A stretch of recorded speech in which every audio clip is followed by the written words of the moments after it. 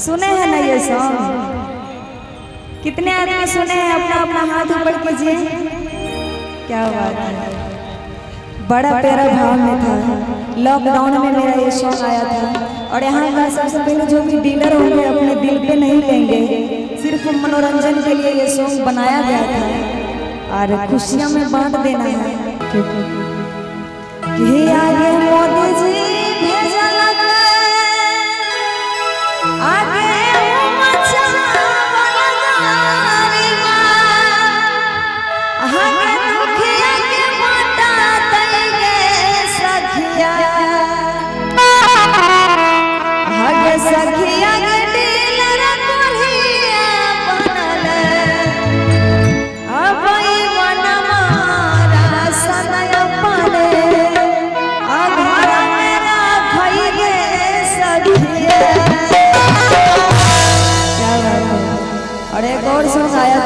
पलंगिया खातिर के मैयो रे मुँह जरोना कि यारे कहाँ तोरा ना जाना आ कहाँ दारू पियाना रे मुँह जरोना यारे के कर घर खइले रात खाना रे मुँह जरोना। बहुत सारा सॉन्ग गाएंगे जैसे जैसे फरमाइश आते रहेगा। यारे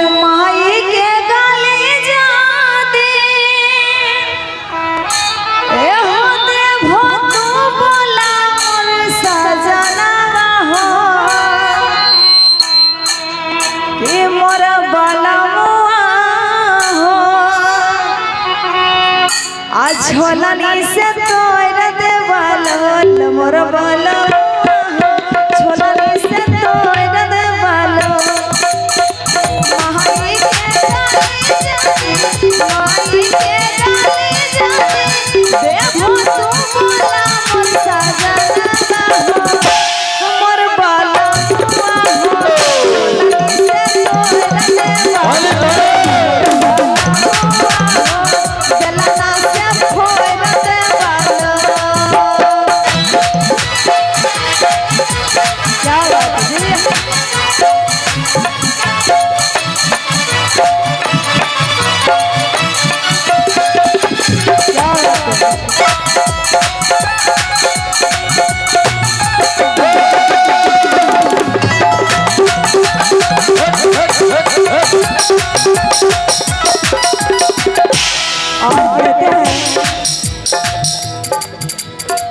रोज रोज खुला कौन है छाहो तो दारू से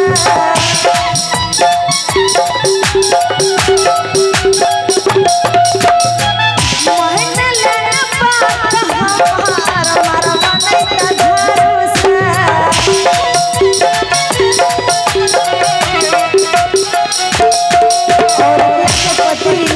भैया जरा धीरे धीरे।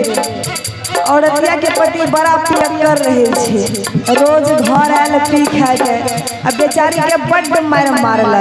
तो वह कहे छे रोज रोज कुल्ला करे हो तू दारू से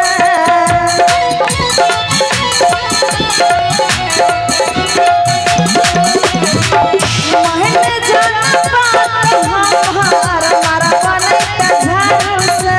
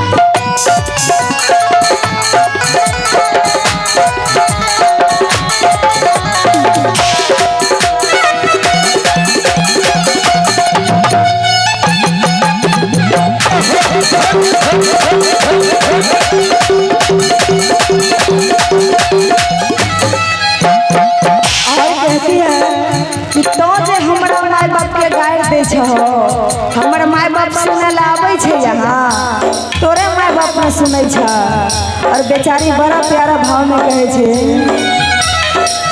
बिहने पर दिने तू बनई छोट सनमा।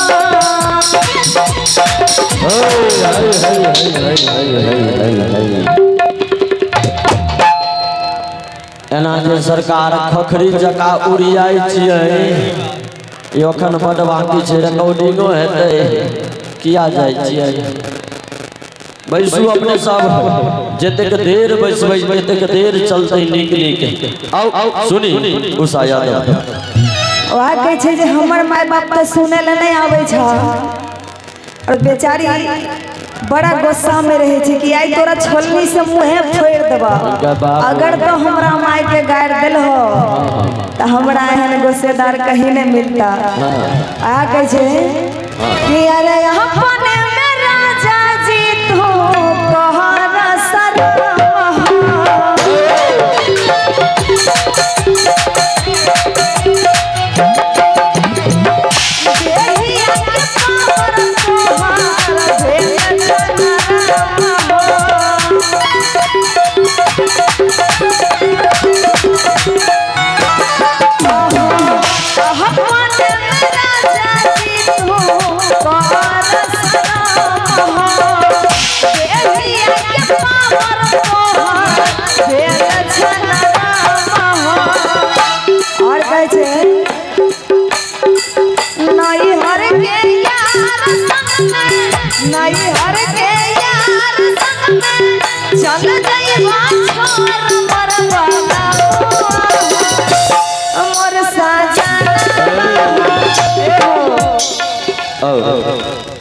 एतेक नीक जे अहाँ गबै छियै, अच्छा तै पे खुश भ ग एसीसी जूनियर खटौना के तरफ से सुंदर सन 101 टका के आशीर्वाद एक बेर बजा दियो हुनका लेल।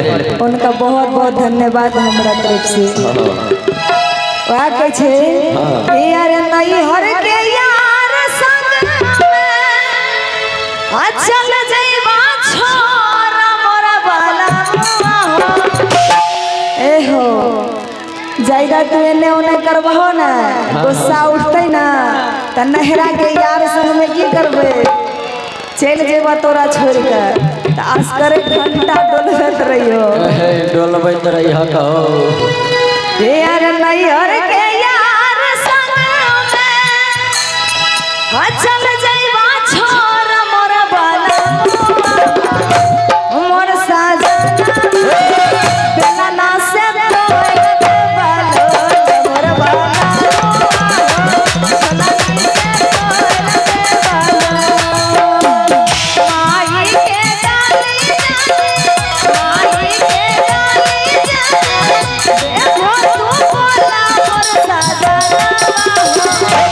मोर